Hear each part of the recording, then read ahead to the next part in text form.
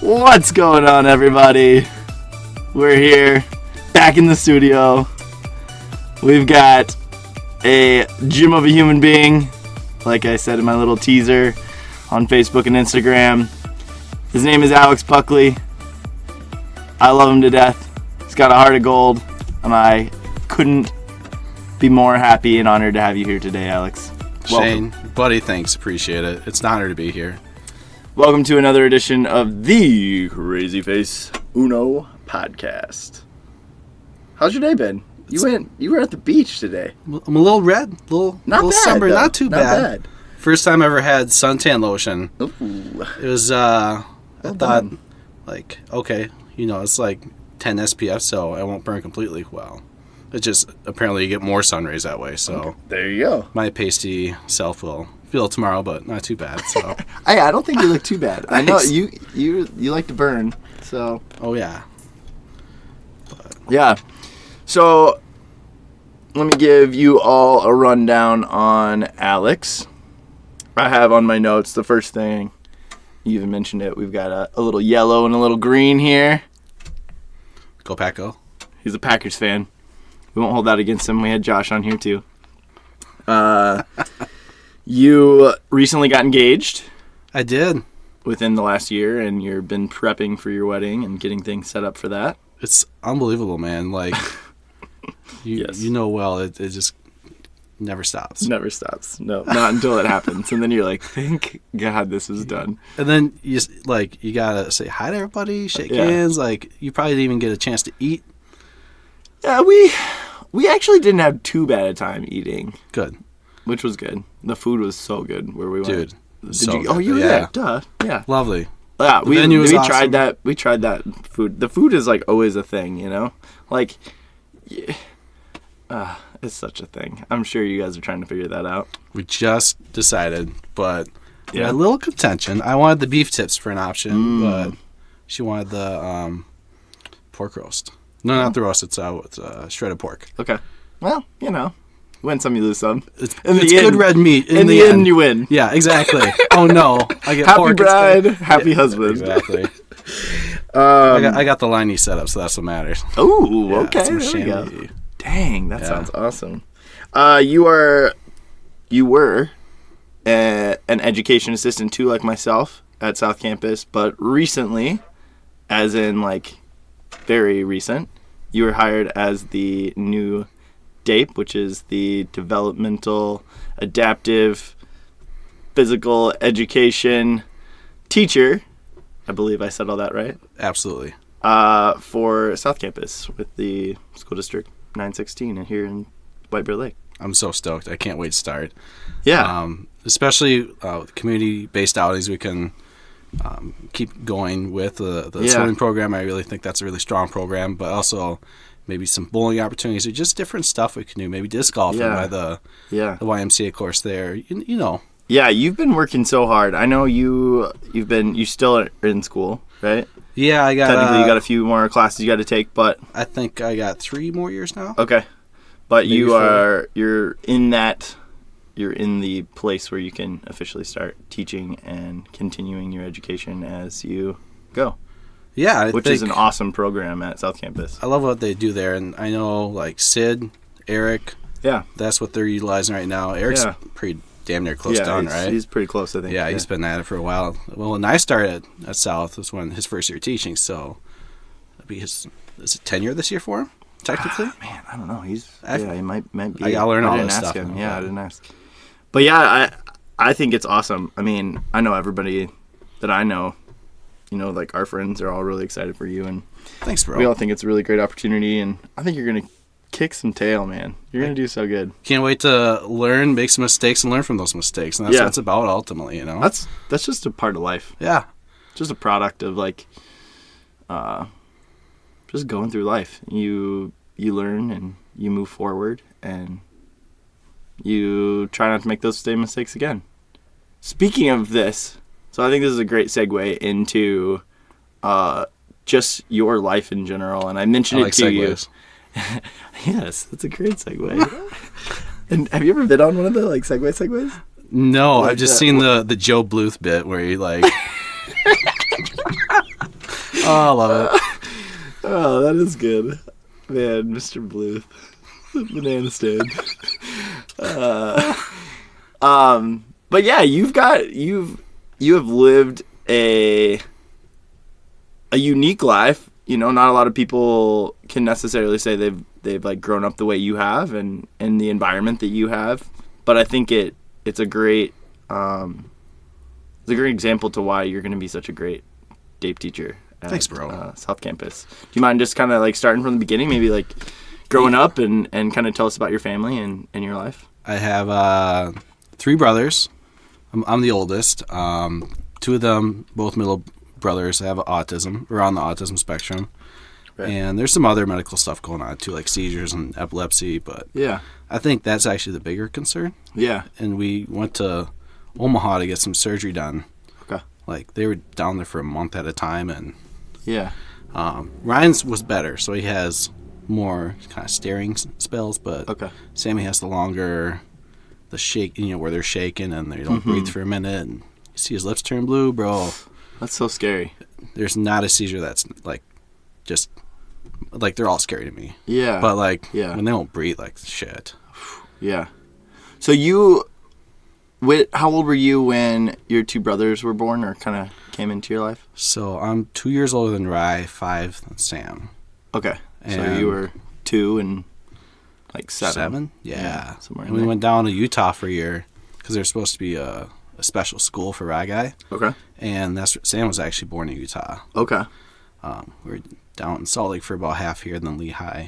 Okay. The other half. And now, did you guys know from birth? Or did they kind of typical? It takes about a couple of years for you to find the finally kind of start to see some of those. Yeah. Unlike some disabilities, you're like, oh, right away. Like sometimes autism just takes a little, couple 2-3 years to diagnose. Sure. Yeah. And how?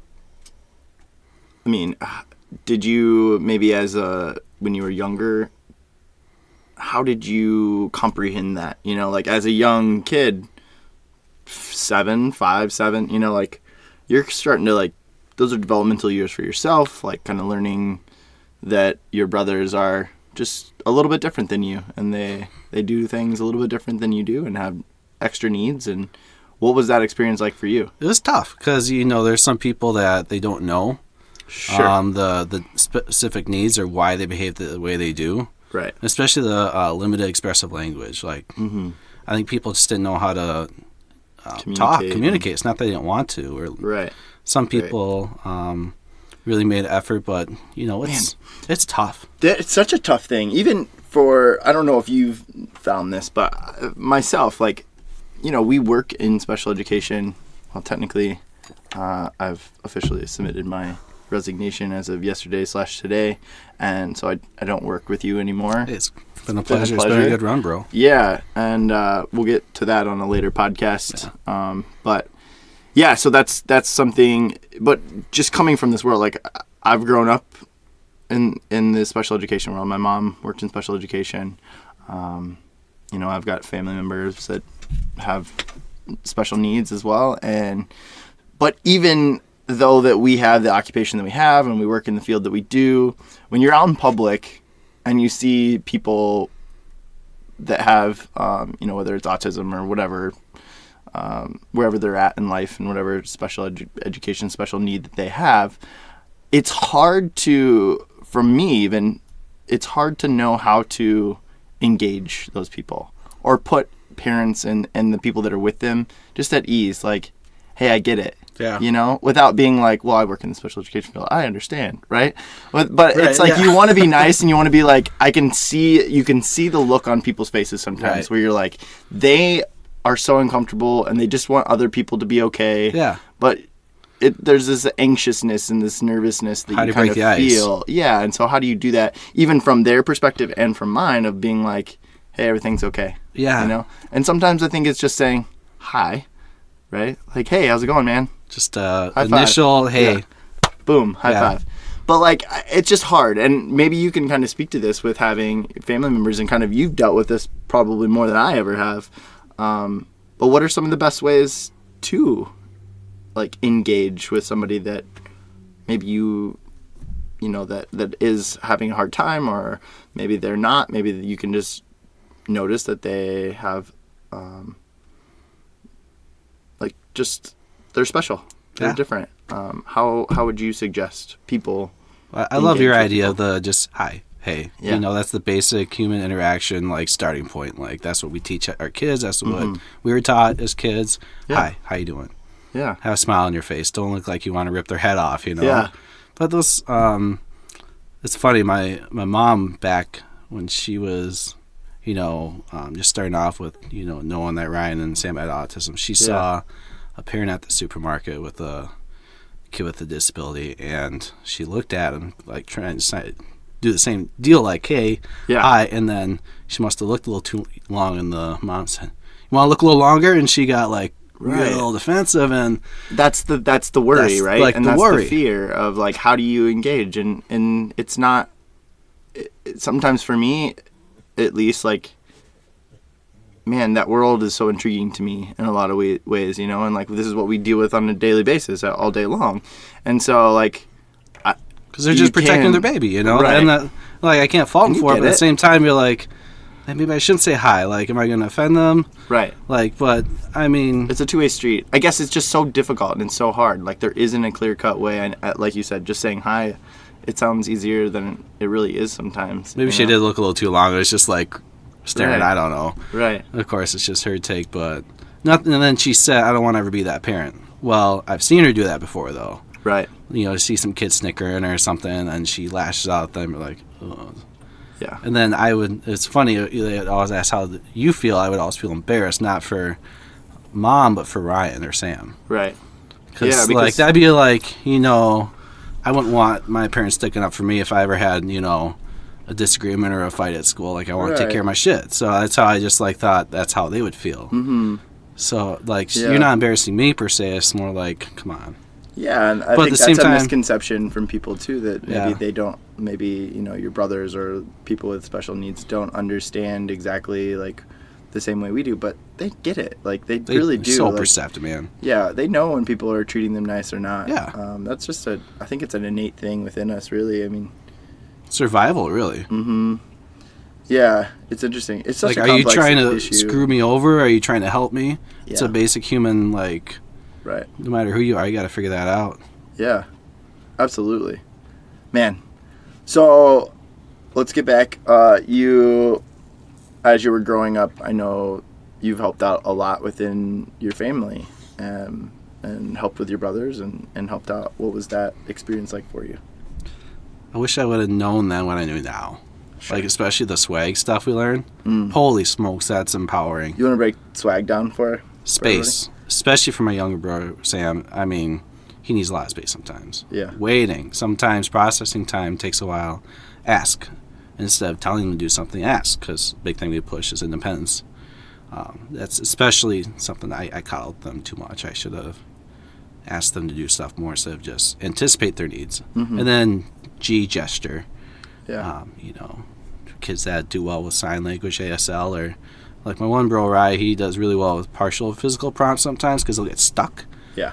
This apraxia, I guess Mom calls it. I'm not a medical guy, but and also just sometimes, like, hey, sit down or, stand up. Like, he just listens better. Sam, completely nonverbal if he's ticked.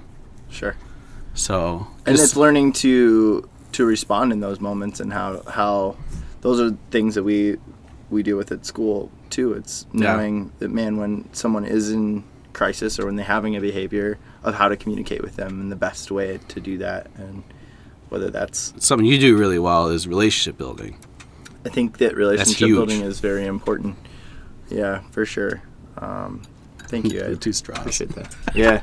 So we've got a little juice here, and McNeely inspired cocktail, which is very good actually. Yeah. We got I hate to say actually, like that implies that they're not good. So dick move on my part, but no, I got these like fun little swirly straws, but they're like really tiny, so it's hard to like drink through them. So I got 2 straws in there. But I could attach to 1 straw. No, it's just gonna be a mess. Alex, how do you think that your like experience growing up with your brothers and just working with them has like prepared you for, I mean, you've kind of touched on this a little bit, but prepared you for your upcoming role as the DAPE teacher at South Campus? Stuff I've seen my whole life, like use of a lot of visuals. Our kids need extra visual supports and just patience. You know, sometimes we're teaching something that might take 6 months, a year, 2 years. Right. But in the end, it's all about, you know, those small steps mean everything sometimes. Yeah. But yeah, for sure, patience and just willing to try new stuff too and adapt. Yeah. You think you know it all, you don't. So then ask, just constantly, something I really pride myself is asking other people questions.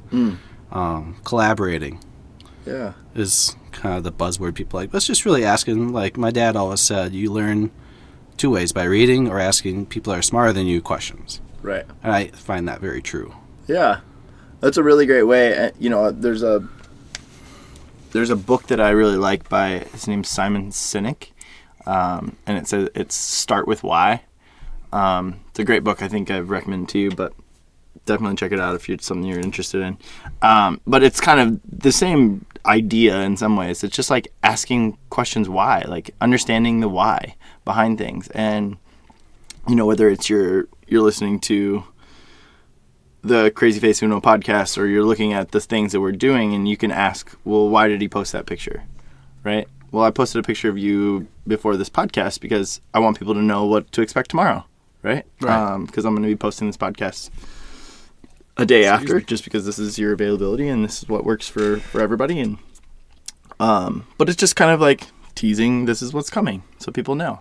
It's good promotion. Right. Or to the simple things of like, well, why do we have bikes at South Campus? Why do we do these things? Like, and understanding why, and like, so then you can expound on the idea or expound on the like concept, or just asking like, hey, what do you think about this idea? And hearing what people say. Like, I completely agree. And especially as a new teacher, like, you've already, I know, I've seen it firsthand. You've already been bombarded with people like, what are you going to do? How are you going to change My favorite things? is, are you excited? One of these days I want to be sarcastic. No.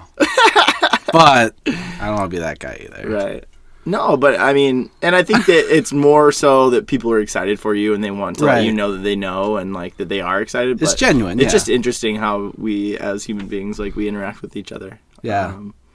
It was just those simple things, but for sure, asking questions, so huge. And I mean, man, that's just a life lesson, I think, for everybody, that just ask questions. Just ask, you know? Don't be so stuck in your way, and try to figure things out and change and adapt and adjust and be flexible. And I don't know. I think that's why Google's great, but it's also not. People are losing the art form of, you know, critical thinking, asking the right questions, who to ask. Mm-hmm. Yeah. It's just, we know a lot, but do we really? You know? Yeah. We rely a lot on certain things. As always, Chance is here. He's giving his paws a little lick, so hey, dude. Boy. How about you relax? He's got that back paw all tucked in there. Yeah, so interesting. How have you felt like through your education, like through your like college program that you're in, have you felt like you've like gained a lot of knowledge from that? Oh yeah, especially like how you approach learning. What I don't know if you had the same experience when I wasn't, because we were about the same age. Yeah. It was more teacher talking to the students. Mm-hmm. We did a few group projects throughout the year, but it was mostly sit down, write the notes, listen to the lecture. Was yours mostly online, or did you have for college? Yeah, or I don't know. Mixture of online and face to face. Okay. And then it didn't like happen till college where I became a good writer and like learner actually. Yeah. It takes time to figure it out. Man, I wish I could go back. I wish I could go back to the college years and kind of like you said, like know what I knew now, like what I know now, because I feel like I've learned so much more, like my style of learning and like how how I learn. I think I'd be a better studier. I think I'd be a better just a student overall. I have much more of a hunger nowadays to learn and to like soak in knowledge than I probably ever did before, you know? Well, I'm sorry you booked me. Hopefully you'll get some smarter guys on. Look at you, downplaying yourself. Man, you guys just gotta like own it. I wouldn't have you on here if I didn't think you were a smart guy. I can tell you that. No, everybody that comes on, like everybody that I work with and everybody at South Campus, like I value you guys so much because I've learned things from you guys, you know? Like I love to observe and to watch and see, and man, we all are different. Top 3 people watching spots for you. Ooh, that's a good question. People, like, just in general. Just in general. So I've got 3, maybe 4. I mean, I think one that's really fun for sure is just a park. Yeah. You know, just a regular old park. Like, Dana and I recently went to, like, Lake Calhoun over in Minneapolis and just sat and hung out with Chance and just watched people walk by and read a book and relaxed and whatever. But it's fascinating just to watch, like, groups of people and, you know, couple sitting down at the bench, and then you see the couple walking, and the best part is like when you can be like, oh, like first date, totally first date, yeah, you know, or you're like, you can tell break like up. Yeah, I saw that like, that's not good. The local fair the other night, and I was just made me think of that question. Like, there's some good people watching, like opportunities, that's like you see it all. State fair is definitely Minnesota State Fair is there's not I don't know if there's any better than the Minnesota State Fair. MSP maybe. Ooh, although State Fair, you see them everybody. Like, MSP is just kind of, although the fun is that you get a snapshot of different people in different parts of the world or the country, but no, State Fair is definitely top 3. Yeah, State Fair is definitely top 3. I mean, the airport's always really interesting. I always wonder what people are doing. Like, where are they going? What, are they on a trip? Is it business? Is it family? Is it vacation? I also get that same thought, like, just during the day, especially, like, in the summer when we have the summers off and stuff. Where there's so many people out and about, and you're like, what do you guys do all day? Like, right? Yeah, like, I'm saying it for myself, but like, what do you guys do all day? Like, don't you work? Why are there so many people out and about? I was working part-time. Yeah, right? I don't know. I mean, there's 3. What are your 3 people watching places? State Fair for sure, like you said. Airport and the mall. The mall is always great. It's fascinating.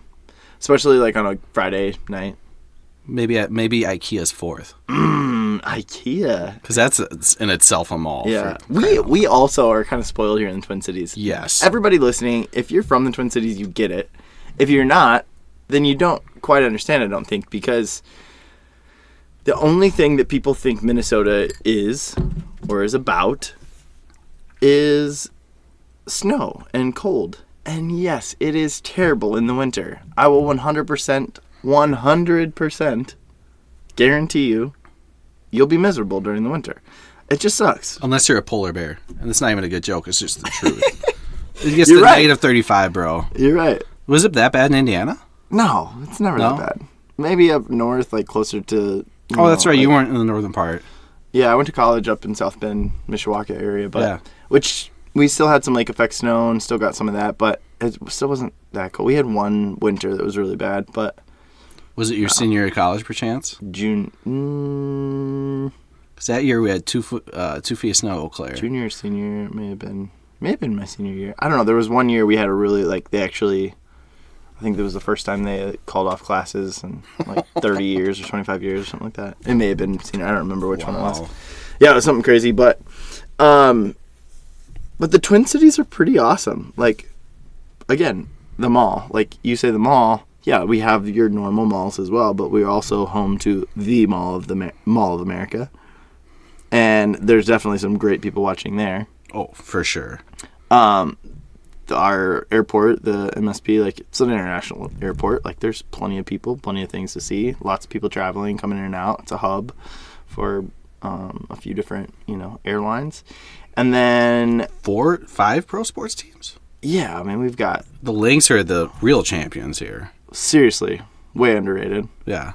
Alliance now. Honestly, like the Lynx, and then isn't the lacrosse team really good too? The girls. Wait, there's a lacrosse team? Isn't there a women's like professional lacrosse team that's really good? No, that's a sport I've always wanted to try and looks like a lot of fun, but it's super East Coast. Yeah, it kind of is. A little more... They take it more serious than football. It's growing, though. It's definitely growing. I feel like lacrosse reminds me now, like nowadays, of like soccer when I was growing up. Yeah. So it's like this up-and-coming sport that's kind of like... They just don't have a national platform like we did when the women won, when Mia Hamm and Brandi Chastain. I mean, everybody remembers that. Yeah, absolutely. What was it, 1-0 against China or something? I forget. It was a low-scoring game, though. It was, well... Just like the other day against so many good ones. Yeah. You watched that one? No, I didn't watch it, but I saw the article. I read an article about it. Like Rapinoe was clutch. Super close. And the like 2 last... penalty kicks. Yeah. Like at the end of the game, yeah. Right? Jeez Louise. That's crazy. And they're not getting paid the same as these guys. They should be paid way more. Yeah. Yeah, you're right. It's true. Yeah, there's definitely a... Man, that's such a crazy topic. There's definitely a gap between professional athletes, like professional male athletes and professional women athletes. And it's, we see it. I'm sure that, I don't want to downplay that at all. So please don't misunderstand me. The fact that women professionally don't get paid as much as men professionally, I don't want to downplay that.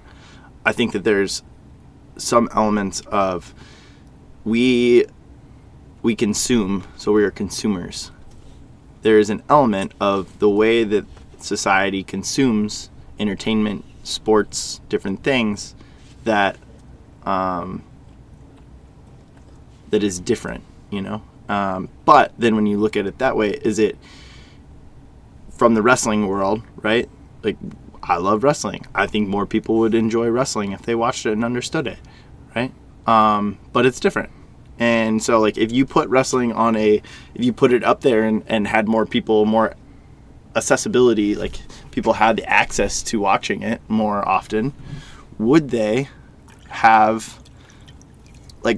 be more apt to, like, would that sport grow more, Would they be apt to, like, professional wrestlers and the, American wrestlers don't get paid very well. They're not great athletes. They get paid through the Olympics and through some of these things, but they get their money through sponsorships and all that stuff. Right. And so my question, I guess, is like, would it be the same if we put if there was a little more equality in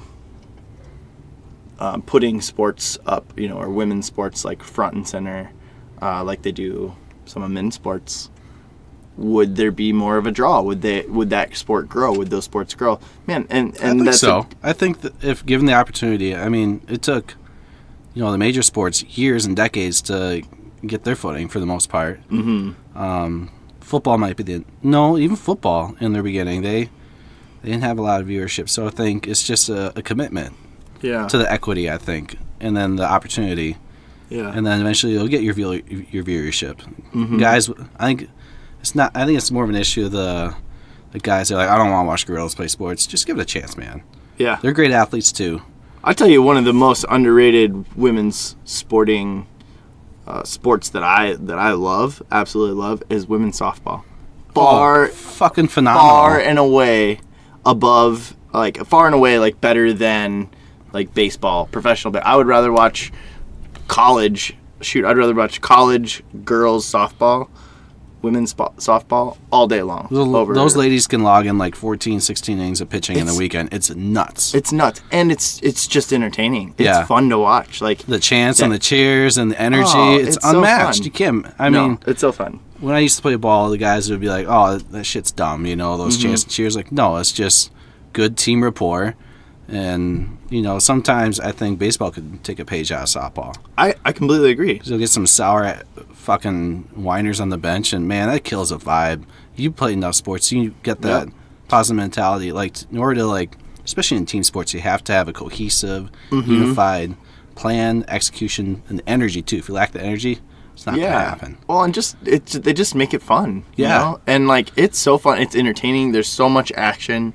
There's lots of scoring. There's lots of stuff. Like, it's just a good product. Women's softball, spot on, amazing.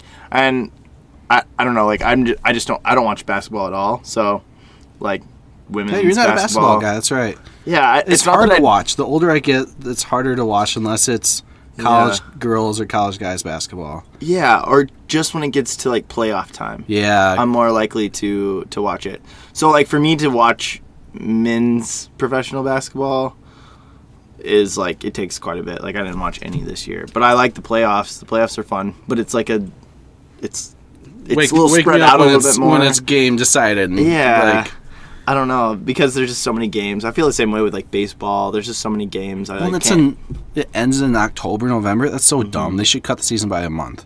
Yeah, and I love start it 30 days later or start in May. Yeah, we don't need April baseball. Nah, we don't need September baseball. Let's go May through August. Yeah, with as many games as they have, I think it'd be better for everybody. I don't know. I love the way that football. The way the football is set up. Yes, it's Thursdays, Sundays, and Mondays. But Thursdays and Mondays, it's only one game. There's like generally, I guess they change all the excitement that build up. Right, and then Sundays, it's just one day. Yeah, and instead of like, it's fewer and far between. Like you don't have to watch on Thursday, you don't have to watch on Monday. But like people that like football, you watch on Sunday, right? Sunday night, even if you just watch one game, you watch Sunday night, or you watch a game during the day. Like, and it doesn't take. Man, you can stay in touch with the sport with fewer days. Versus when you're like with baseball, there's a game every night of the week. Yeah. And if you want to stay in touch with the league, you got to watch all the time. You have to be a true fanatic. Almost the same with basketball, like NBA. Yeah. It's like, like you've got almost have to be like, there's games so often that you've almost got to be like really into it to stay in touch. You're like, oh, I missed that game. What happened here? Or I don't know. It's harder for me to get excited about and get engaged with.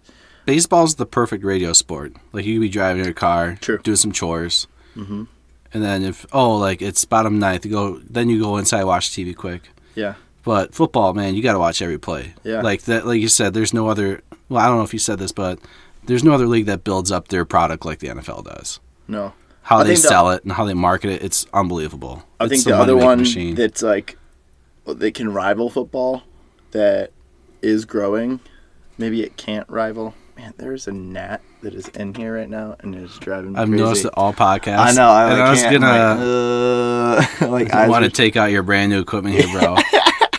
Yeah. Podcast number 4, done by a gnat. Gnat. Dang it. Yeah, I don't know where it came from, but he'll be back. Annoying. I just assumed gender. That was my bad. Maybe it's a she gnat. Yeah, maybe it is. I don't know. I can't tell you how to tell the difference between a boy or a girl. I'd have to ask my dad. Should we Google that? Male. Let's Google it. What is the difference between a male and female gnat?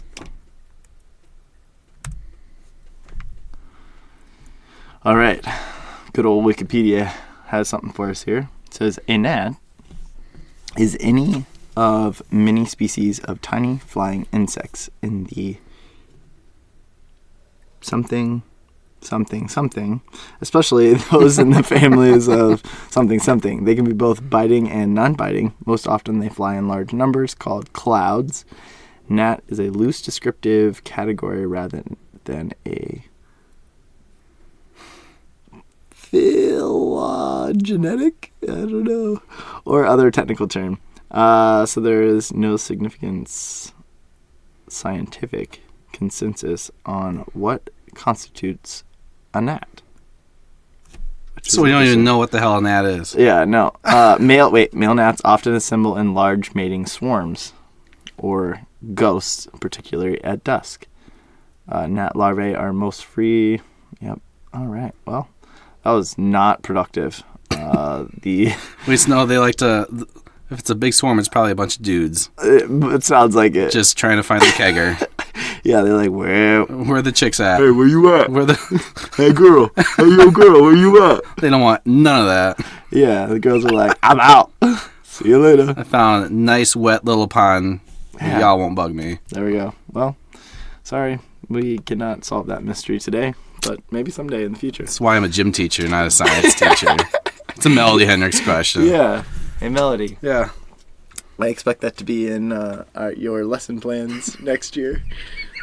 Please differentiate between male and female gnats. Thank you very much. Oh, man. That's so funny. Did you guys find, so you and your fiance, did you guys find a venue?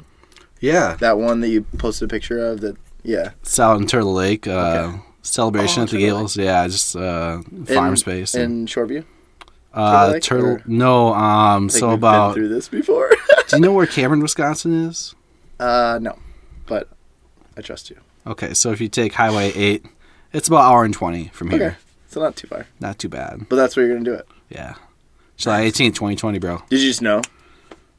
Or was it... We actually went to a couple different spots. We went all the way down to, damn near La Crosse. It was La Crescent or something. Yeah. That was a gorgeous spot, but too much money for what the... Yeah. Yeah, just once we were there, oh, yeah, this is perfect. Yeah. Yeah, it's an interesting, the wedding world, when you jump into that, figuring out what is good and what you like, and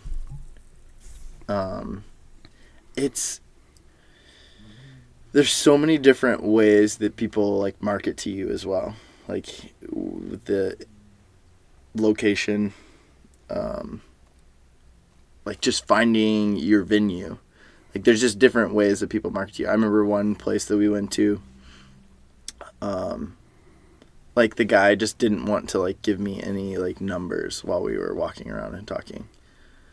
And so, for me, I'm just I'm a mixture, right? I'm a feelings guy, but I'm also, I need the numbers. So, I was super put off by that. By the time that I got back to the place, I'm like, dude, I just need to know the numbers. You whether we like it or not, it doesn't matter if I can't afford it. You know what I mean? Just jerking everybody's chain at this point. Yeah, so, just tell me, if I'm going to ask, just tell me. You don't have to keep it a secret. Yeah. If I don't ask, then you don't have to tell. I get that. But, I don't know. In the real estate world, when I was, had my real estate license, when I was in that, we talked about, knowing each person and different personalities. Some people are feelers and some people are the numbers people, and kind of knowing the difference between the two is really important.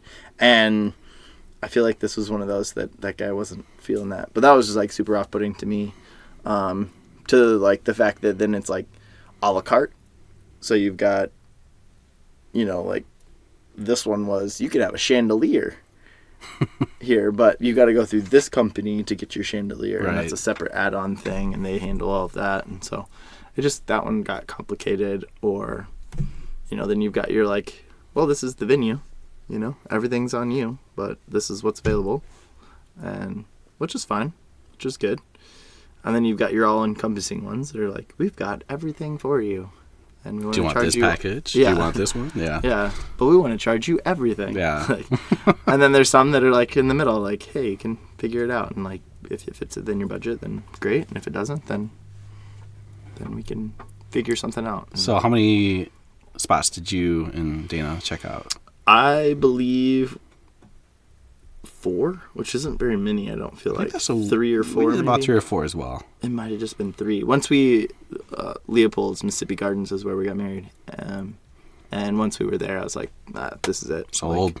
I've worked a lot of events and been a part of a lot of events, and so I kind of understand that world a little bit better. And I just had specific questions. There were certain questions that I asked everybody, and I was just curious about and interested in and wanted to know. And when I sat down with Leopold's, this was my selling point. Was, from my point of view, the selling point for me was they answered all my questions. They beat me to it, in their pitch. It was just this is what we do. This is why we do this. We've got flexibility here. We want to make your room smaller and make it feel more intimate. We can do this. We can move this curtain.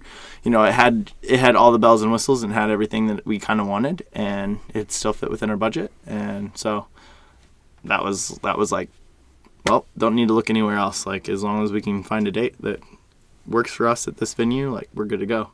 So that was, and sometimes that's the thing. Yeah. It's the date. For sure. because they book those things out so far in advance. They really do. Yeah, I mean, Leopold's had one of the nice things about Leopold's is like they gave you basically your planner, kind of help you through that process and making sure you had all your like answers, your questions answered. And yeah, they full service at everything. So it was great. It worked for us. It worked really well for us. There's just so many different like options and choices out there that's crazy. Does yours, like, do you have to like find all the extra stuff? Like, do they have like chairs for you? Do they have? Thankfully, it's same type of deal in their pitch is like we can go up to like yada yada number of people, and you know, if you want the table runners, we got the food, like it's all little things, like it's little things. It adds up. The table runners, it's such a simple thing that you don't like think about. Forks. Do you have your own forks, or do I have to rent them? Tableware or plateware, whatever you call it. Yeah, do I have to rent glasses? Like some of those places, like legitimately, it was just a venue. Yeah. Here's the box. Here's the framework for your wedding. You got to figure out everything else out. Good luck with the rest. Right. Yeah. Which is doable, but you want to talk about stress. Like that's just going to be another. I mean, we were stressed already, which I don't know anybody that isn't that's getting married, but trying to figure that out. We were stressed already, and we hadn't even we didn't have to do a whole lot. They like had pretty much everything kind of covered for us. So peace of mind aspect, man. Mm-hmm. What's up, Chance? Hey there, buddy. Yeah, absolutely. The goodest boy. Don't tell my dog I said that. When are you? When is your? Do you guys have a date yet?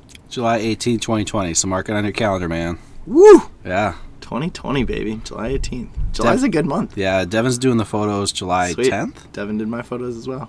She's really good. She's awesome. Yeah. She's great. She's a great human being. Stay tuned, folks, because I'm going to have her on the podcast one of these days. Nice. Haven't reached out to her. Sorry, Devin. Josh is...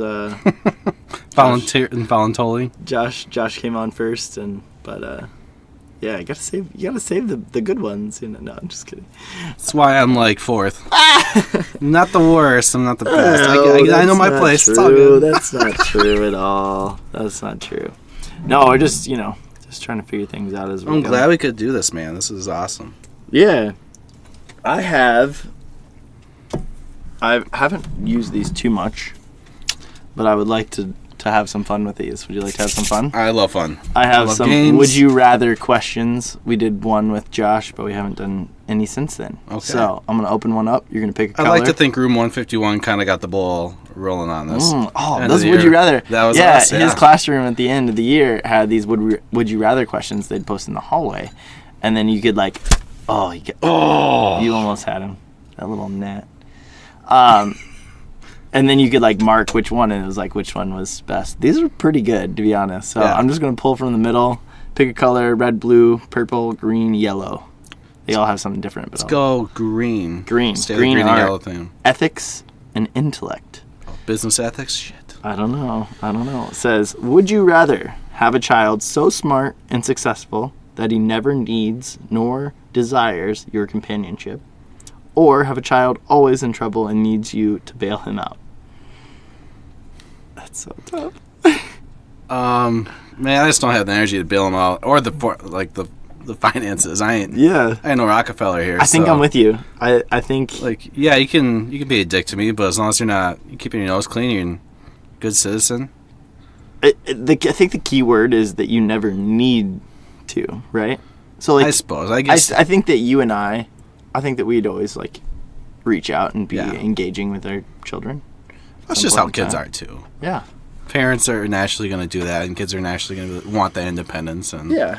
So it's okay that they don't need it, but they're going to get it anyway, suckers. That's true. So, little brats. Right. Red, blue, purple, green, yellow. Now, do I ask you one? Go for it. I'll pick I know that red is red is pain, I believe, right? Fear, discomfort. Let's do red. Would you rather extinguish a piece of charcoal by putting it in your mouth, or hammer a nail in a board with your fist? Man, I love food so much. I would never want to interfere with my ability to taste things in the future. I'll nail that nail into any board with my fist. With your fist. I don't need my fists. That sounds really painful, though. Let's go the yellow one on that page. All right. Would you rather never be able to masturbate again or have to masturbate 5 times a day for the rest of your life? That's just a time commitment at that point. Like, who's got that time, man? Hey, nobody got time for that. Wow, I didn't know this podcast was going to take this direction. Well, that's the beauty of this podcast, ladies and gentlemen. Never again or 5 times a day? Never be able to jerk off again or have to jerk off 5 times a day the rest of your life, too. So you could be like 90, bro. 90 years old and you still got to puff one out. Oh, sorry, 5.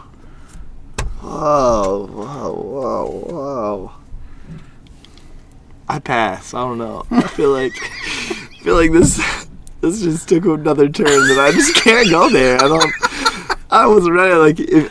I don't know if you can see on the video, but I'm definitely blushing on that one. I have no idea how to answer that question. I was trying to think of a creative way to answer, but I don't know that I can.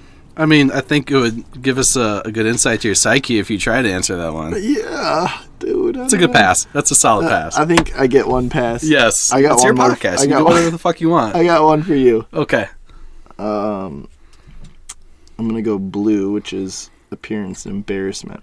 Would you rather run out of toilet paper in a public restroom or while at a date's apartment?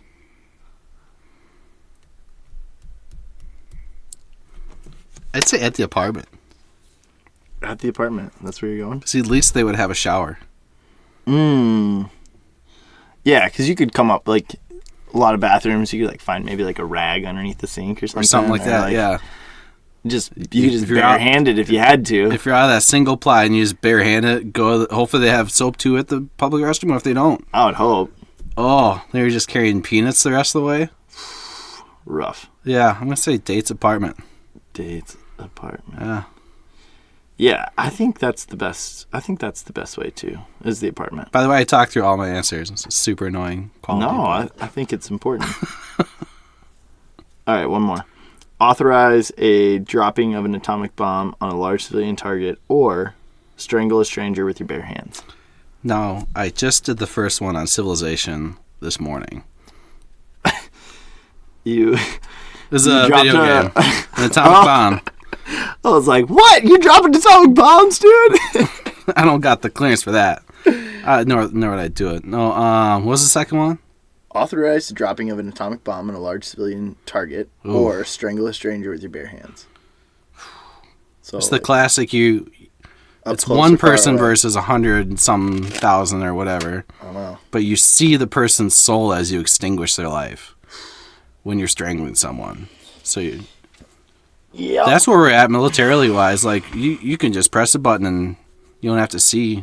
Back in the day, at least when war was fought.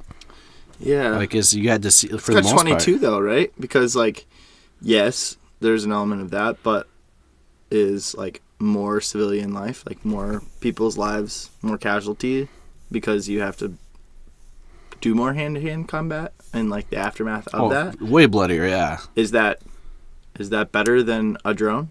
I mean, although you know what I mean? That's the catch-22 that people in leadership I'm gonna say technology is worse just because we're in the wrong. Plus, I've been watching way too much crime TV. There's this one show. You see the Designated Survivor on Netflix? Kiefer Sutherland. I've watched an made episode. Me so paranoid. Yeah. Yeah, I'm gonna turn libertarian. I swear by the end of season 3. Have you ever watched on Netflix the what's it called? The show where it's futuristic things that take place. Not Blacklist. Black Box? No. Shoot. What's it called? They've got a couple different ones actually. I'm gonna look it up. Netflix. Black Mirror. That's what it is. I'm gonna have to get there. Black Box is what they have in the airplane, right? Right. But Black Mirror, so it's just a bunch of, I think the mirror part is reflecting society. So they do these social, kind of you're looking, but the dark side of it. Ooh. So they have one that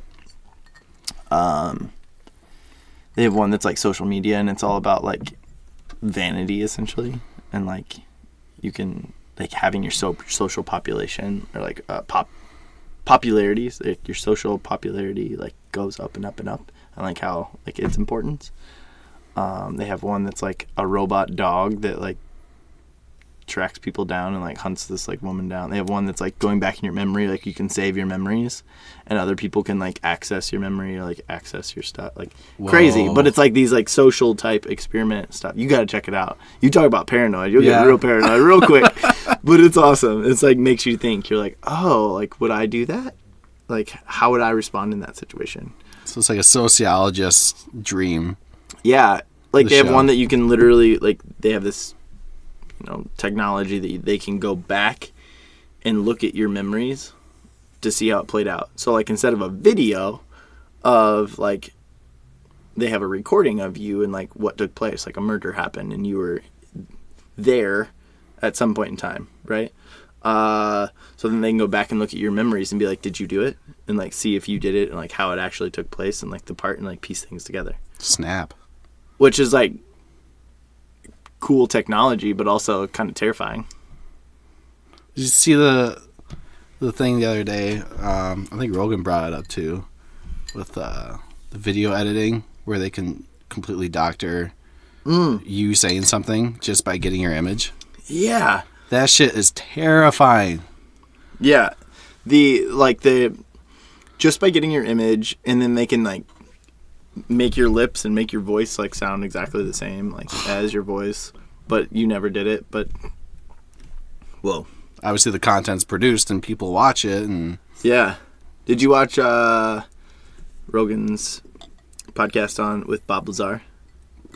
No, I need to catch up on that one. That one's interesting. Yeah, it's definitely interesting. It's stupid. It's still in here. Close. Must be. Go find your bunch. Yeah, go find your bunch. Unless it's the one trying to get away from the bunch. Yeah. There's only one, so I don't know. It's probably a strong possibility. Yeah. Maybe he's trying to find his bunch. Steve Lazard. I'll definitely put that on the YouTube. Bob. Oh, Bob? Bob Lazard. Sorry, Bobbert. He like worked in like one of the Area 51 like locations. It's not Area 51, but it was like a piece off of that, and he spoke out about it, and now mostly because he got fired because his wife was having an affair on him. Oh. And because of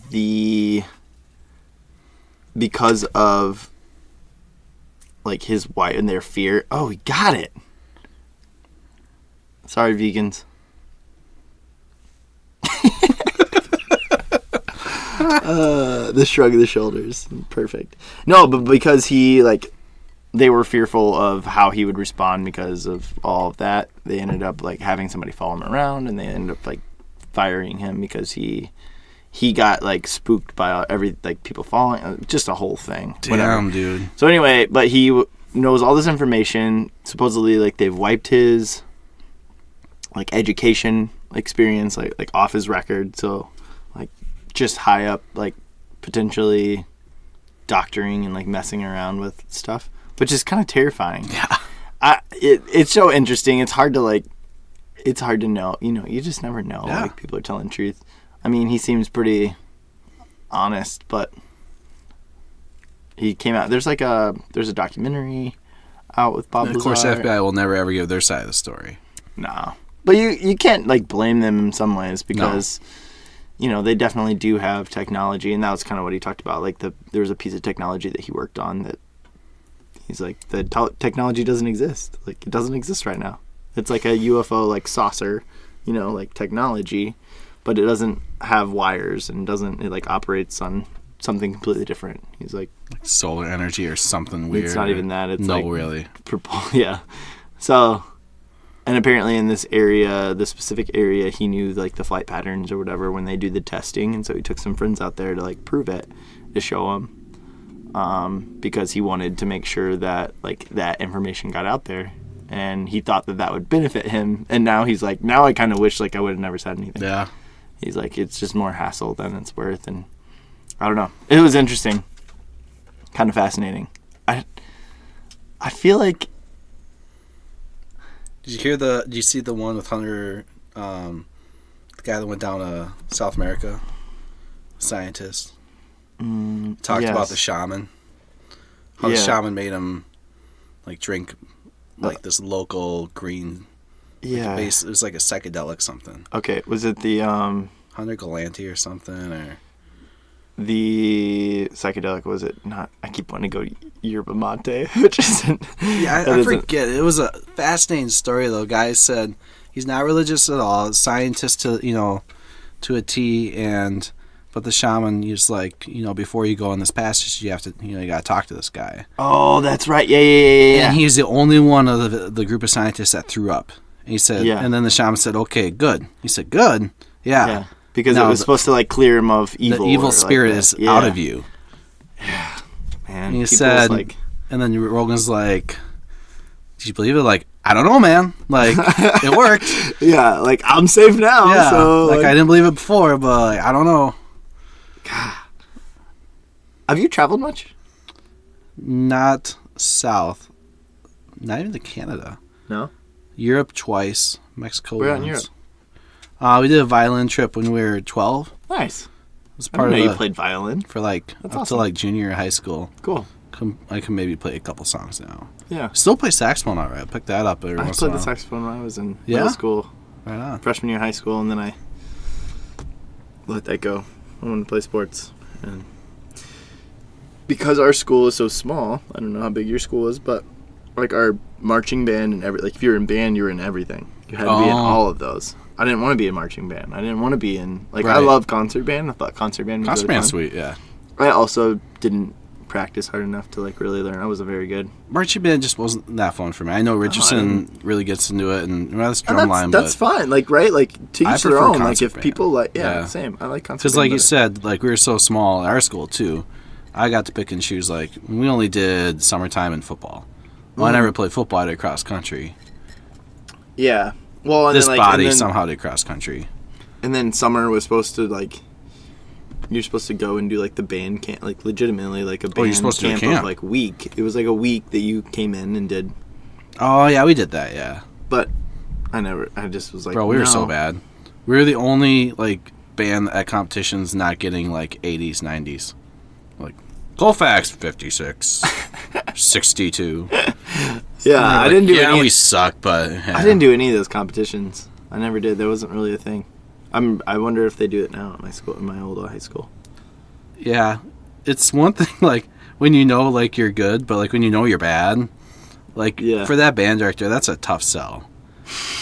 Right. That's like you're like, what do I? We can't even do the basics. We're marching off beat. Yeah.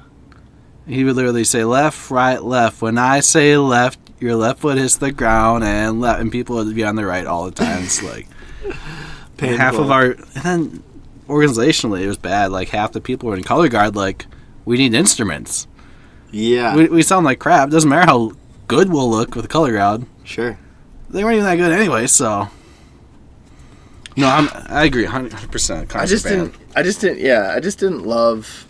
didn't love all. I didn't want to have to do all the things, right? No.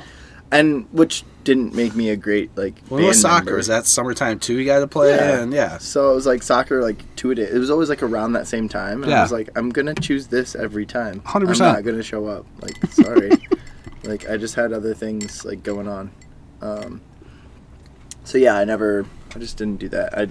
I respectfully, I finished my freshman year and I was like, it's time for me to move on. Put a little focus on other things. But no, I've been to Spain.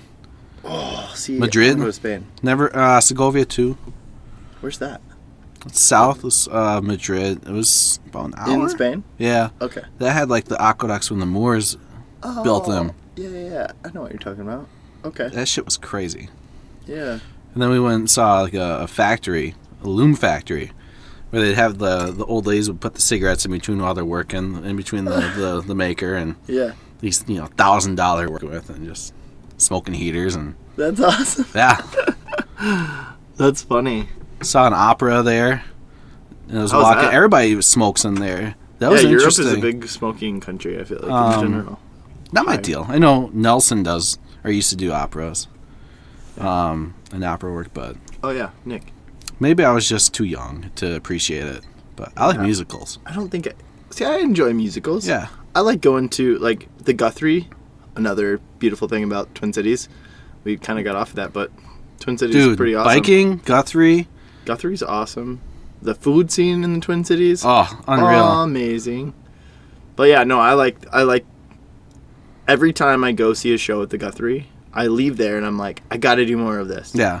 And then it takes me forever to get back. And I don't know. I said that the last time I was there. I took my mom and... Well, it's not cheap either. Yeah, it's true, but... It's a day. They do have some good deals. Like, you can do, like, packages that kind of limit, like, lower your price. I mean, obviously, it's an entry point that's a little bit higher than maybe you'd care to do, but it's so good. Like, I enjoy it. I definitely do. I don't get to them enough. What other things do you like in the Twin Cities? For sure, breweries. Oh yeah, that's something we never had. It's just dive bars and corner bars in Wisconsin, and I think they're starting to get on it too. But for sure, the Twin Cities, the brewery scene's crazy. The brewery scene is large and expansive. Like, there's just so many breweries and Twin Cities and just in Minnesota in general. Yeah. I mean, I think Surly definitely helped and, like, led the way for some of that. Oh, for sure. With some of their new, like, the laws that they helped get changed and amended and whatnot. But yeah. Yeah, they just started selling booze on Sunday. I know. That used to be so foreign, and, like... We never had it in Indiana either. You couldn't do it. So and the funny thing is liquor store owners that were saying that they don't want to open on Sunday. Right, which I thought was interesting. Yeah. I guess it's just a day off that they get, and then one more day they don't have to, like, worry about, but I would think that they would want those Well, I think it's just the liberalization of selling booze in general. Like, if they start selling at convenience stores or, like, Quick Trip like they do in Wisconsin, it's, you know, you're going to lose a little bit of that market, too. That's an interesting part, too. So, fun fact for people that don't live in Minnesota, so your grocery stores... Like, you go into the grocery store, a lot of places in the country, you can go into the grocery store, they have a liquor aisle, you go through the liquor aisle, you buy what you want, put it in your cart, move on, right? Not here. You have to have a separate store. Mm-hmm. So, like, what they'll do, for instance, our local Target over here is, like, Target store, and then as you're leaving, there's a attachment that they built on that is... the liquor store, but it's technically like a separate entity. Like, you have to exit the store before you can get into that store. It's still attached to, like, the open, like, the two sliding doors. But it's just interesting because, you know, like you said, in Wisconsin, you can go to 7-Eleven or your gas station or whatever, and you can pick up a 6-pack or whatever you want. Shit, at Walgreens, they'll have booze aisle, wine... Exactly. And usually a good selection. It's pretty solid, actually. Everywhere. I forget about that whenever until I leave here, and then I'm like, oh, yeah, you can buy booze, like, here. You can buy booze. That's right. We're a bunch of drunks. I guess so. Yeah. I don't know. It's a culture for sure. There is a culture. Definitely a culture. It's an interesting thing, though. I'm not privy to, like, the pros and cons of that. I don't really see why you wouldn't, as a business, I don't see why you wouldn't want to be open on a Sunday. The only thing I could, like, say is, all right, if we get to drive-through liquor stores, maybe we don't do that. That's just, like... There is some drive-through liquor stores here in the Twin Cities. Yeah, I know there's one over on, like... what is it? So that's okay, but not having the same section? I don't know. I mean, I guess as long as you're not drinking it, right? And, like, driving. Like, that's... I mean, I guess, the argument could be, like, what's the difference? Like, you just put it in your car instead of, like, from the store, like... Sure. Just saving you time, I suppose. But it's just. What's your take on drive-thrus in general? Do you like them? We're fatter because of it. You think so? Oh, absolutely. It's just easy, like, instead of going home and cooking something. See, this is why I just don't find it easier. Like, even your fast food joints. Like, I don't like I hate going through. I feel way too much pressure and anxiety of, like, making sure I know, and I can't take my time at, like, figuring out the menu. If I'm inside, if I go inside, I can take my time and be like, oh, go ahead, I don't know what I want yet. Well, that's the other part of it, too. Like, the people are like, right, what do you want? And then they'll ask the two kids in the back, what do you want? Like, right. If you're going to do that, go inside. And the classic thing is, like, you get your food back, and you're like, oh, I didn't get my fries. Where whenever you go in, you can be like, yep, got everything, good to go. Meanwhile, there's 6 cars deep waiting. Yeah, it's just, And I hate that pressure. Like, I hate the pressure of, like, ugh, I don't like drive-thrus. I'm not a big fan. I'll do it. Neither. I'll do it if I have to. But have you used some of those, like, the different apps, like Bite Squad and... We've tried a couple times, specifically with the promotion stuff. Yeah. It's all right. Yeah, Dana and I have used it, too, a few times. It's convenient. Yeah. You definitely are upcharged for it. Especially if you're just, like, lazy Sunday, or if you had a couple beers and you don't want to drive anywhere, if, like, the game's on. Yep. That's the perfect time. It's when the game's perfect on. Time. Yep. And it takes delivery to a whole nother level. And it's not too much more expensive. You can be kind of picky and choosy with where you go, like DoorDash and some of those like different places. I can't even I've used DoorDash, and then Bite Squad's the one too. Yeah. Yeah, I mean, we've used it a few times. We actually did that the moment I was telling you about over at Lake Calhoun. We did we ordered DoorDash, and we just put in the address for the houses across the street and put in the notes like we're sitting in the park. Like, that's awesome. Keep an eye out for you. See, that's creative. Yeah. Meanwhile, I'm packing, peanut butter sandwiches, and you're getting a pepperoni pizza. Yeah. You should also, that's pretty sweet. However, we actually got Indian food, but you should always tell them that you want silverware. You would think that if it's to go, that they would bring you silverware, but we did not have silverware. Luckily, it was Indian food. We got some naan. We just used our fingers and did it traditionally. There you go. It worked out. It's fine. It was good. Delicious. I have a very weak stomach, so Indian food is not something that I've really messed around with. Favorite food? Do you have one?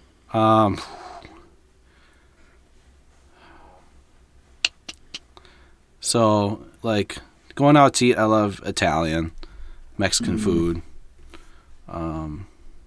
Go to, like, good old spaghetti meatball dinner.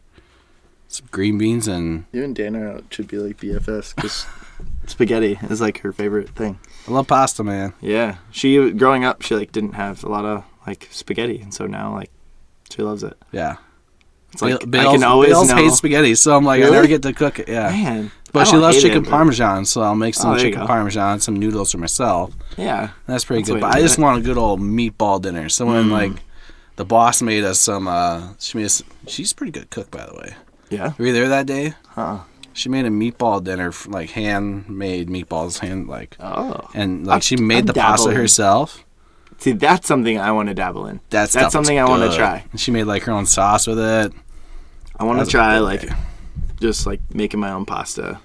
You could do, like, there's some pastas that are, like, a little more simplistic than others to do. I just think it'd be fun to, like, be able to, like, do it. Like, I don't need, like, a pasta maker necessarily. But have you taken a cooking class before? I never have taken a cooking class. Me and Bales have been talking about that'd be something fun to do. Yeah, let me know. Dan and I, I'm sure, would be interested. Nice. We've talked about it, but I grew up, my grandma was a head chef or head cook at elementary school for over 30 years. Wow. So, like, that's a tough job. She reminds me of the lady at our school so much. She's got the short hair. Like, every time I see her, I'm like, that's my grandma. Yeah. She's awesome. Yeah. Yeah, so I had that growing up, and then my mom obviously learned from my grandma. And so between those two, like, growing up, and my dad's a great cook too. Like, I've just been surrounded by, like, really great, like, cooks in my life, and so I've just been able to observe and watch, and, like, if I have questions now, I'm like, hey, grandma, like, how do I do this? Like, hey, I'm at this point, but I'm confused as what I'm supposed to do next. Like, oh, you just do this, you do this, you do that. Perfect. Sweet, thanks. Or like, man, your mashed potatoes were always different than everybody else's. What is it that you do differently, The answer is usually more butter. Oh, you can't go wrong with Grandmas love putting butter in food. Yeah. I remember one of the first things I started, like, fixing on my own was a over easy egg, or, like, sunny side up. How do you make yours? I always go scrambled. Scrambled? Yeah. Man, I don't know. I mix that up. I think my dad taught me how to scramble eggs. The little bit of milk, you got a little salt and pepper, all that in there, keeps them nice and moist and fluffy. I like scrambled eggs. It all depends, honestly. Like, I could go. It just depends on what I'm feeling that day. I like omelets. I like over easy. I like sunny side up. I don't like it being, like, slimy on the top if it's sunny side up. So, like, you've got to kind of get creative and, like, splashing the butter up there to kind of get some of that. My dad does a mean poached egg whenever I was sick. See, that's something I never learned how to make. Something I got to learn how to make. I love a good poached egg. It's not terrible. Yeah. It's easier than it looks. It seems like a really like complicated like thing. For real. It's really not. You could do it. It'd be fine. All right. But yeah, that was one of the first things. What's your favorite meal, bro? I love seafood. I just like good food. Favorite probably like some sort of seafood dish, you know. I love like crab legs, oysters, lobster. Like I got expensive taste, but I like all that stuff. Salmon, fish, like I love that. I don't know. Crab legs, we actually so last night, Dana and I. So yesterday was by friends of Anthony Bourdain and like chefs of that Anthony Bourdain worked with. Anthony Bourdain Day, isn't it? Anthony Bourdain Day was yesterday. Oh, it was yesterday. Okay. Yeah. So Dana got home and I was like, "Do you want to celebrate? Like, let's spend some money and like let's go and get a meal in Bloom, St. Paul, the one over at Keg and Case." Oh yeah. It's not terribly priced, honestly. Like you can get a average price meal, right? I think mine was $15, you know, or something like that. But just out of this world. It was so good. Yeah. Delicious. She got some sort of like venison something. And hers might have been like $15-$16 as well. So, you know, you're like in for $30-$40, $50, but I don't know. Yeah, that was something. What's the name of that place? In Bloom. In Bloom. St. Paul. It's in Keg and Case, which is that place just is a bunch cool. of yeah. We've been there once. It's awesome. Yeah, definitely check it out. I mean, it's worth checking out and worth going to. The service was amazing. We had this waitress that we had. She was so fascinating. I was talking to Dana about this because, you know, right now, this podcast is in my basement. So, hey, dude, stop licking. So right now, this podcast is in my basement. It's in the back corner of my basement, and you know, it's an intimate setting. It works for what we're doing here right now. Yeah.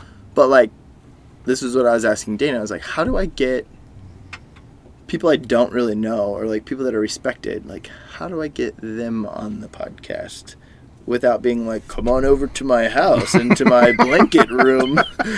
You know, not creepy, but like, first, if I wouldn't know intimate. you, it'd be like, okay, what's the podcast about? Yeah. Is that door locked or unlocked? Right. And I get it, like 100%, right? Like that's what I'm saying. Although like, the duck photo with a drink, that makes me feel at ease. That really ties the room together, bro. Yeah, I don't know if.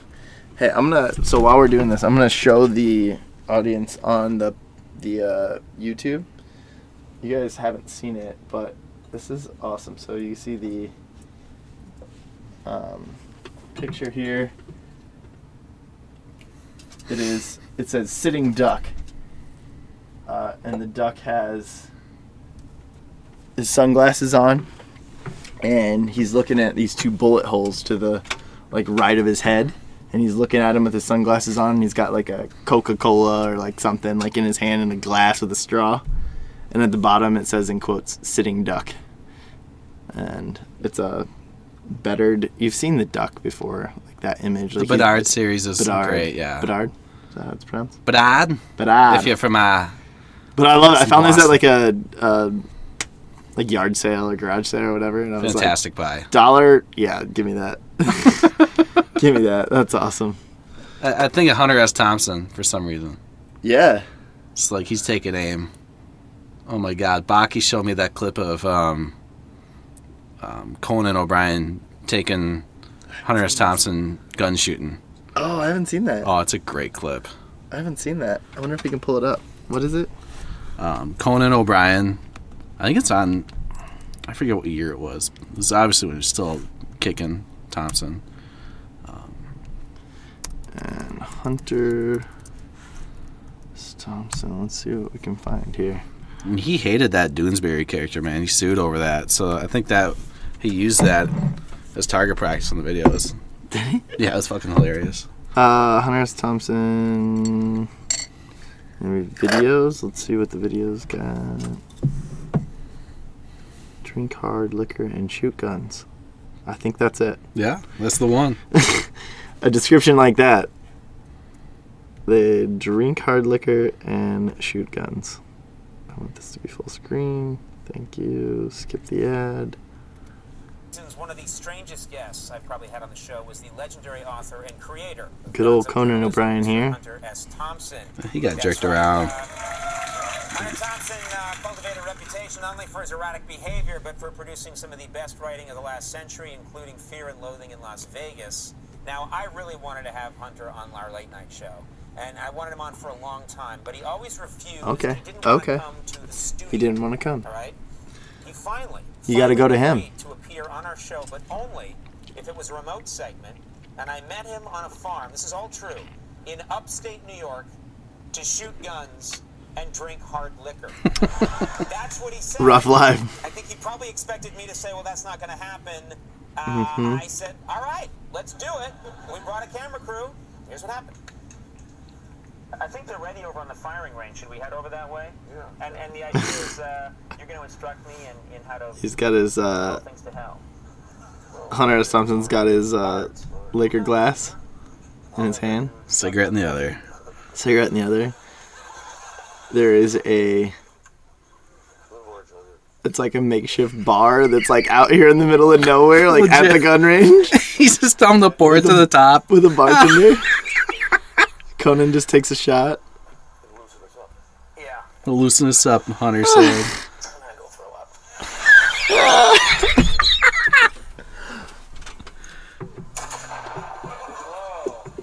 That was pretty good. That's beautiful.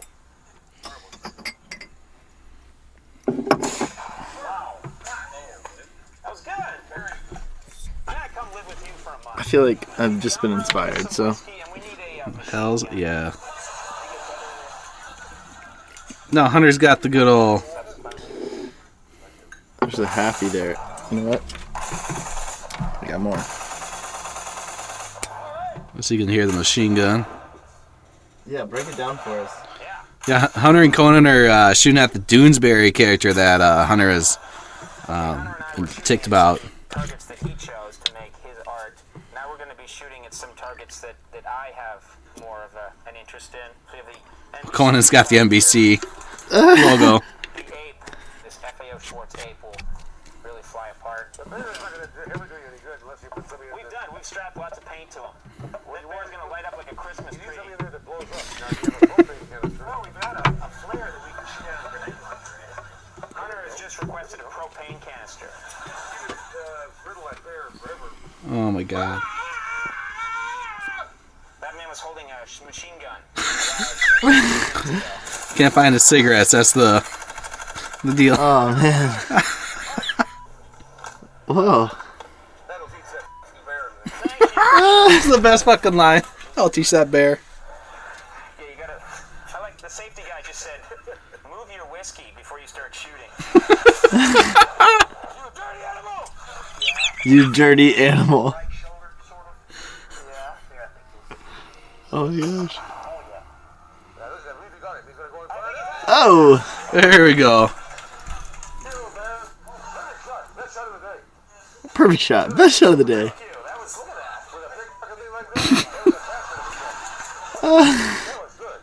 Inspiring drunk uncles everywhere in America. And now the bear is on fire. Monkey is on fire. They've got like a bust. What do you call those? Like the character or like sports figures. Oh, like their it's not their And when they have like the big posters, but they're like cardboard cutouts or yeah, whatever. the cardboard cutout. They have some like sports guy. That's so funny. Man, I've mentioned this now a couple times. Oh, I gotta hand this out. All right, so first off, we were going to enjoy a little proper 12 Conor McGregor style, Conor. but I ran out, so it was only half.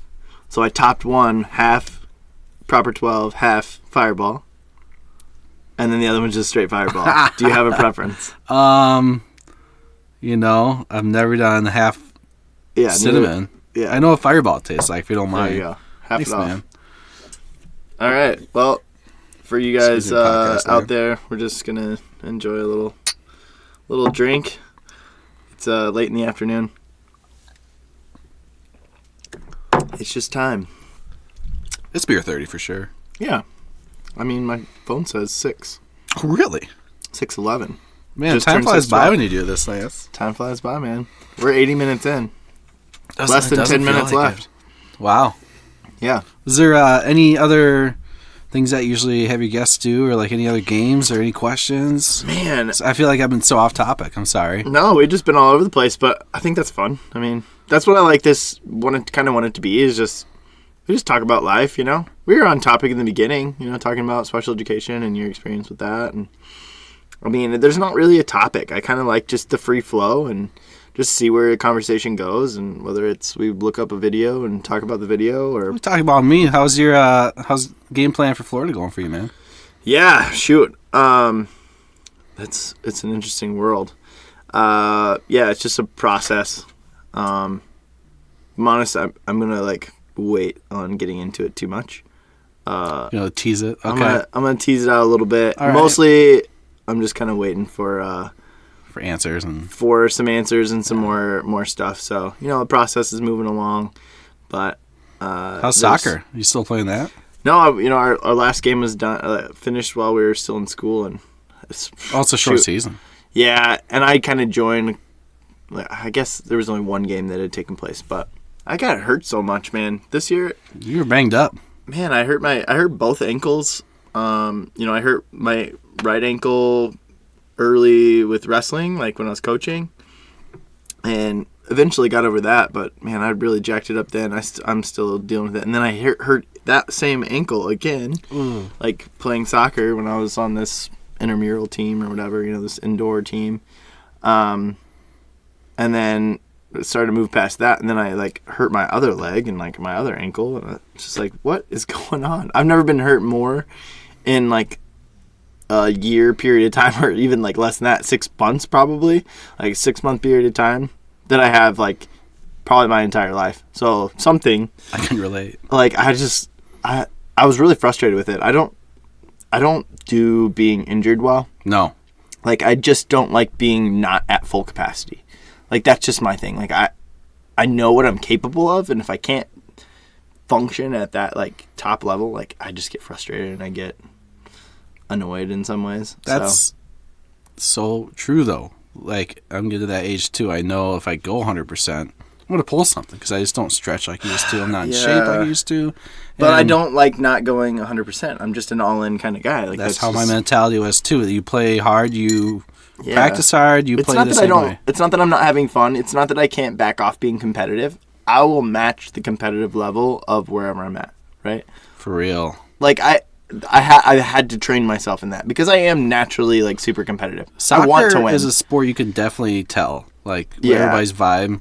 And this league was, it's a bunch of older guys that wish they still had it. Yeah. But they went hard, man. It wasn't that you didn't go hard.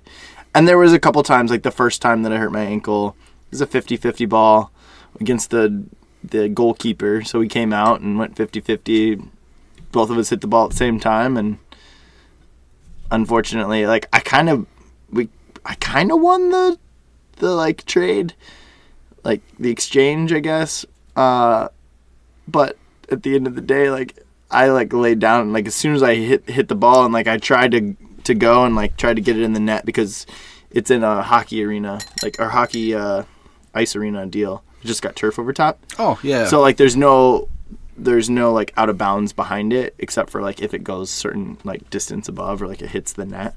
It's like a goal kick or whatever. Yeah, but like you can kick it kind of like around the ice piece. I don't know what you call that. The ice arena, like the walls or whatever. You play off the walls and stuff, and so it was like right against the wall. And like I tried to like kick it because I kind of got it over his foot, and then he was out away from the goal, so I was trying to get it that direction. But as soon as I like went towards that, I was like, I just dropped because it hurt so bad. Oh man! And I couldn't like put any pressure on it. Yeah, that one sucked. I've only had one ankle injury like that. It's basketball. Yeah. Like when you put pressure on it and it just gives out, like you say, There's like just know right away, and you're like, Yeah. This is not a day. This is a week, 2 weeks, 3 weeks. I knew right away I did something bad. High ankle or low? It was low, kind of in 2 different spots. Well, that's the worst part. If low at one spot, then that's not bad. Yeah, it was in both spots. Like, and then the other one was... The funny thing is I got called for a foul on the second one, and I got kicked, which was like kind of funny to me. Like, I got the ball, and I got kicked, and I got called for a foul. Doesn't matter. Doesn't make sense, but yeah. Not that important, but a little frustrating. And with that one, I not only did I like sprain the ankle slight, and I think that one was a little higher sprain, but that one was like up on my calf, like on the outside of my calf, and like the muscle.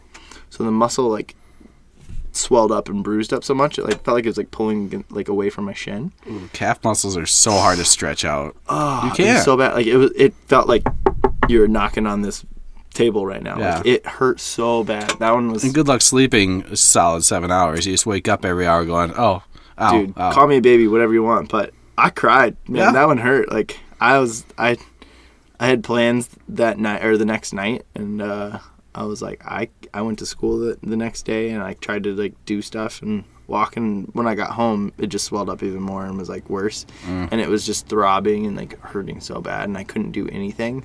I had maxed out on all the ibuprofen and Tylenol I could take.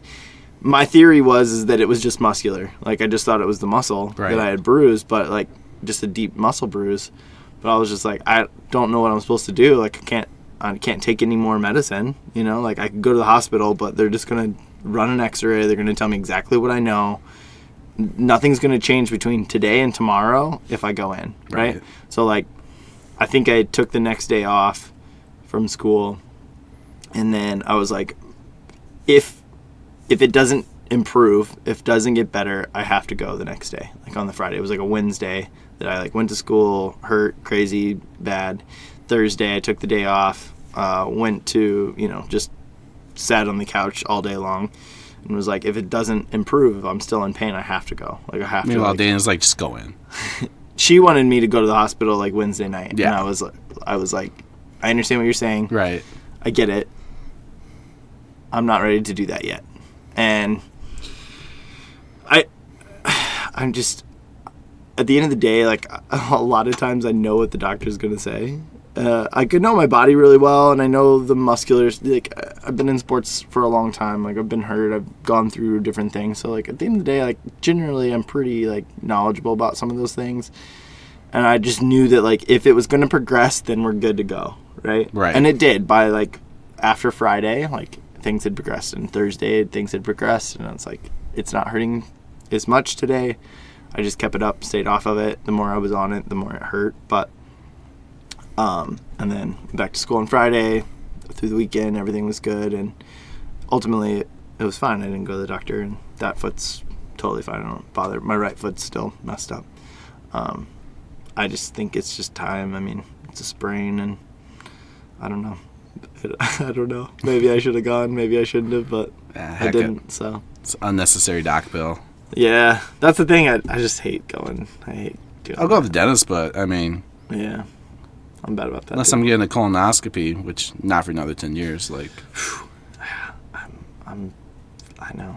I like. That's a whole nother world. But my grandfather had cancer in that area. Yeah. My dad was diagnosed with prostate cancer several years ago and beat that. And so, like, it runs in my family, so I'm very, like, hyper aware of, like, that whole process of knowing that that's something I have to, like, take care of myself and make sure I do. But I don't know. Hey, we're at 89 minutes, which is my cue that it's time to say goodbye. Goodbye, y'all. Thanks for having me on. Yeah, absolutely. Alex, it's been really fun. Talked about a lot of different things. I really appreciate you, man, and all that you do. Yeah, I really appreciate you. You're a special being person. on here. Seriously, bro. Thank you. It means a lot. We're going to miss you at South, and just in general in Minneapolis, St. Paul. Now you got a place to come visit, though. Fuck yeah. So, ladies and gentlemen, thank you so much for tuning in. I really appreciate you guys. Don't forget, do good, make a difference in the world, find a way, There's simple ways out there, different things. Just say hi to somebody. Tell your friends you appreciate them. Tell the people you love that you love them, and check on those happy people out there. Thank you. Peace. We love ya. Bye.